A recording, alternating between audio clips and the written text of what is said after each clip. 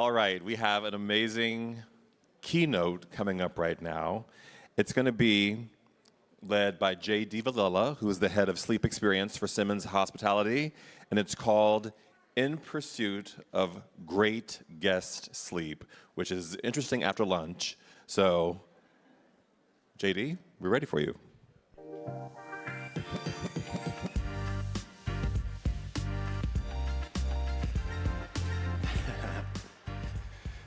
Hello, everybody. My name is JD Velilla. I am the head of sleep experience for Simmons Bedding, and I have an amazing job. I work at a mattress company, and yet all I do is sell sleep, which is a great thing. Before I go into this presentation a little bit further, I just have to throw out a couple things. First, I just want to thank the ILHA for having me. This is my third time speaking, and I'm always appreciative of that. And second, while I am technically considered a sleep expert, I am not a medical professional, and I just wanted to throw that out there to make sure we're all clear about that. So that said, I wanted to start with the new vision statement for our company, which I love. It's this idea about being the most trusted leader in sleep, and the key to that is trust. And so when we think about how do we actually build trust, it's really around education and bringing up our understanding of sleep and helping our customers connect to that, helping our clients connect to that. But what is sleep? I think this is one of the questions I get most of the time, which is this idea of we understand sleep, but we don't really know too much about it. So I'm just going to level set the room really quick on a couple things. First, sleep is comprised of two very powerful biological processes. So if you think about it, throughout the course of the day, there are things happening all day long to set us up for sleep. The second part is that sleep is an active state. So I know a lot of the times we like to think that we're going to go to sleep and that's it, and we're just going to lay there and do nothing. But the truth is that our brain is actually up to 30% more active when we're dreaming.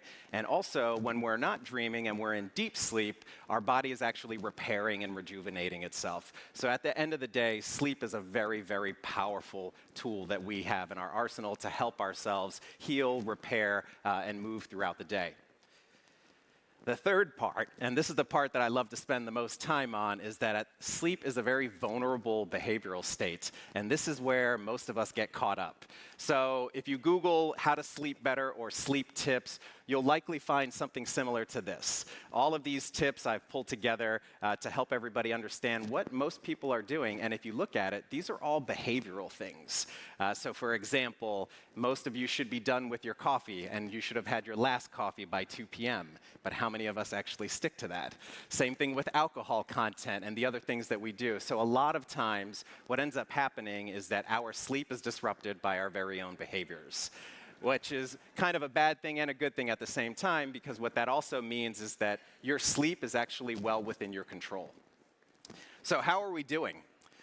So when it comes to how the world sleeps, what it boils down to is we're just not getting enough of it. And one of the things that I like to do to level set myself before I walk out into an audience is that I always think 1 in 3.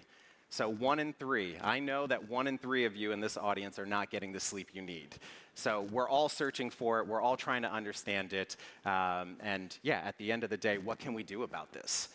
What's interesting is that when we look at the global strategies to improve sleep, we're all aware, for the most part, of its benefit to our mental health, our physical well-being, and really, we're all trying to do the same things. Across the globe, we're all trying the same things to help us fall asleep.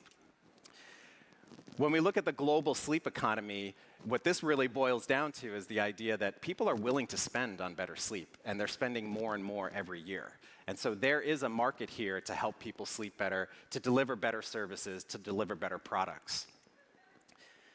When it comes to sleep optimization, I like to start with 4 buckets, and I'm going to explain these to you a little bit just to spend a little time here, because this is actually very critical to improving not only your sleep, but helping you understand how you can improve the sleep of your customers.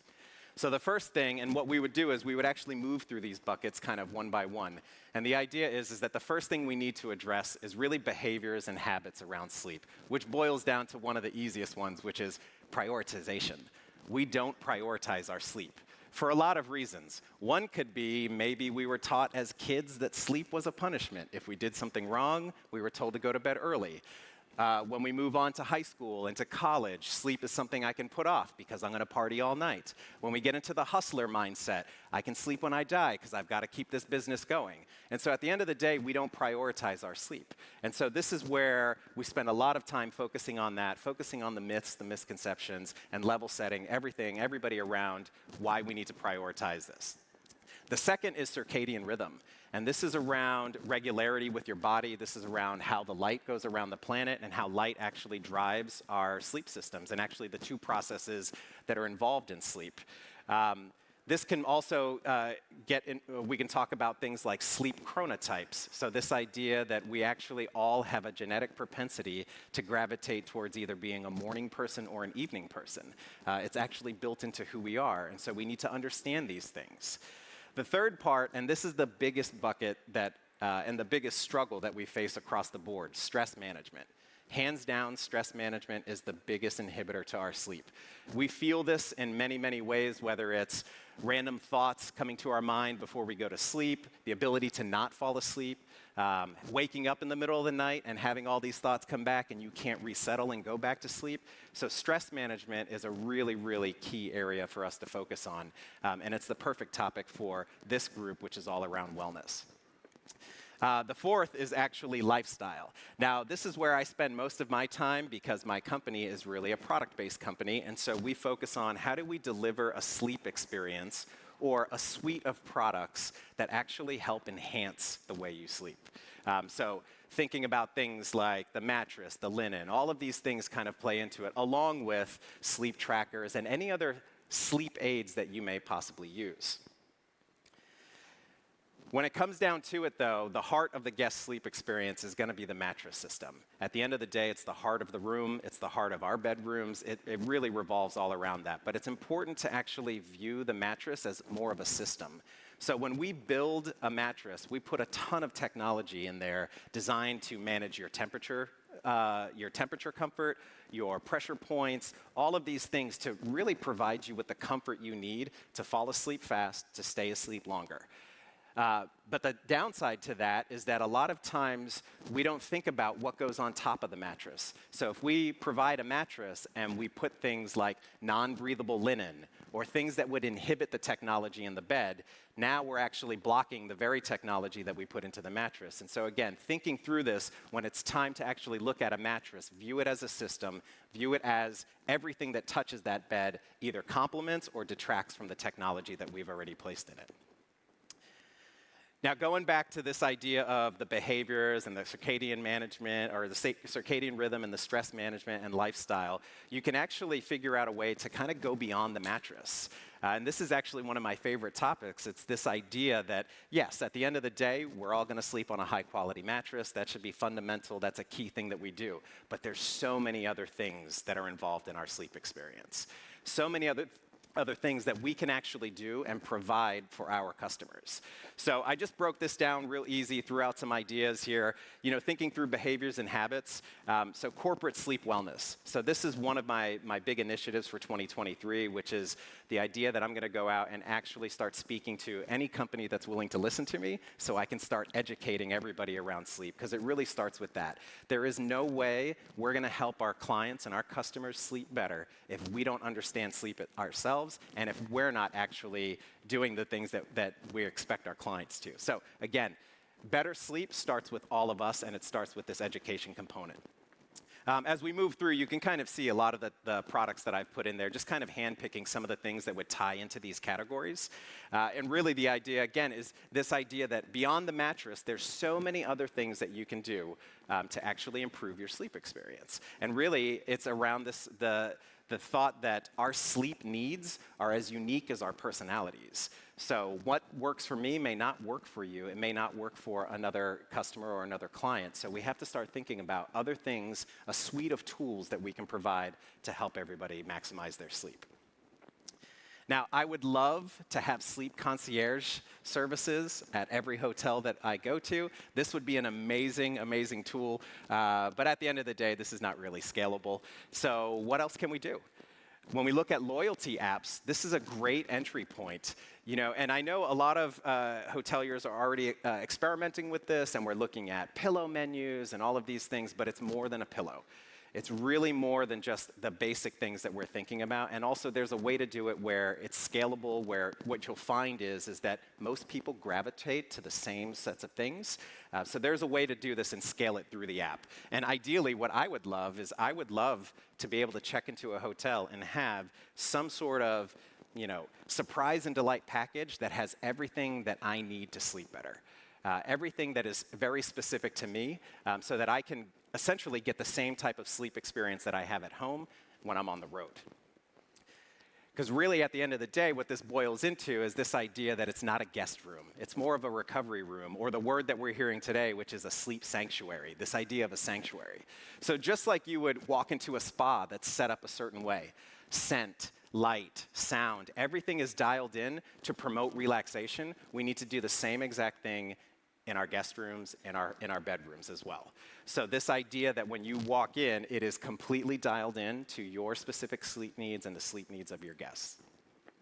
Outside of that, the other side of it is that the more you actually train your body to use these different products and to actually have this experience, the easier it is for you to fall asleep.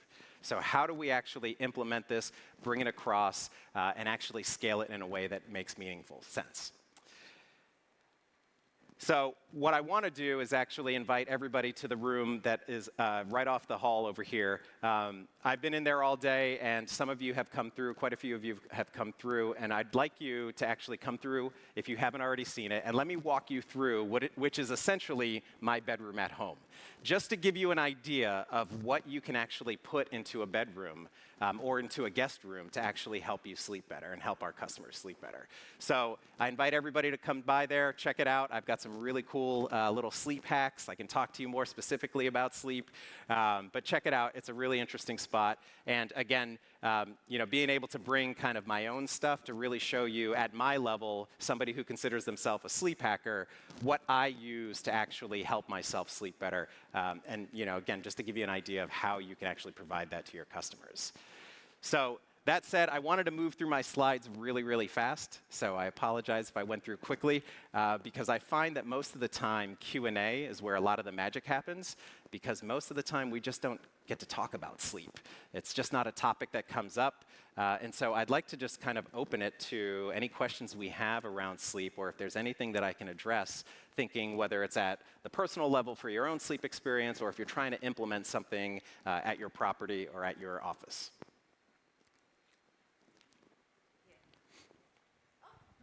That was fast. Hi. Amy Montgomery, HR Construction Group. We talked earlier, and I was hugging that nice, mindful pillow. I highly recommend everybody do it. It's really neat how it breathes. From a design standpoint, does your company or do you go out to design firms to take that previous slide where there's all these different elements that could be specified into the property and into an FF&E specification so that mindfulness and sleep can be part of the design element as much as the product itself? We have just started doing that. And that's really what's driving my 2023 goals, is how do I actually get that out there more, get it scaled, and how do we find the right partner to achieve that? So if you've come to the room, you see a bunch of products that technically aren't ours. So the mattress and a few of the other products are built by our sister brands, but there are other products in there like the sleep robot that you got to handle. That would be something that my company would not build, but we would actually partner with that company to bring it to our websites, to bring it to all of you. And that's where really what I'm trying to do is how do we go out and collaborate together with us being the mattress expert, and we bring in other experts to work together to deliver this type of experience.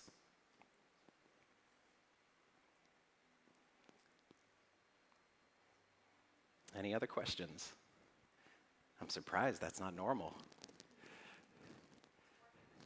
Yeah, I know it's tough, right? It's tough. We're trying to get out of here. Just so you know, now that you've spoken to a sleep coach, you guys can only have one alcoholic beverage tonight. I mean, I'm just saying, after 2, it's all downhill from there. Your sleep is completely disrupted. So just think about that tonight. Anything else? No? All right. Well, actually, just one thing I wanted to talk about. So when we think about our sleep in particular and how we actually sleep a certain way when we're at home and then when we're on the road, like right now, I just want everybody to remember that for the most part, our bodies are under a lot of stress right now. So we're eating different food that we would normally eat. We're drinking caffeine and alcohol at different times than we would normally do or drink it at all. So there's a lot going on with our sleep right now. So when you get back to your room tonight, I want you to think about, after hearing this, like what else could be in that room to help you sleep better? Because the truth is if you want to help your clients sleep better, understanding your own sleep experience, that's the first way in. That's how I started, is how can I hack my own sleep to understand what do I need so that I could start talking about what works for me and get everybody thinking about the same thing. So I'll just leave you with that. But that said, thank you very much. I appreciate the time. And please come swing by and let's talk about sleep a little bit more.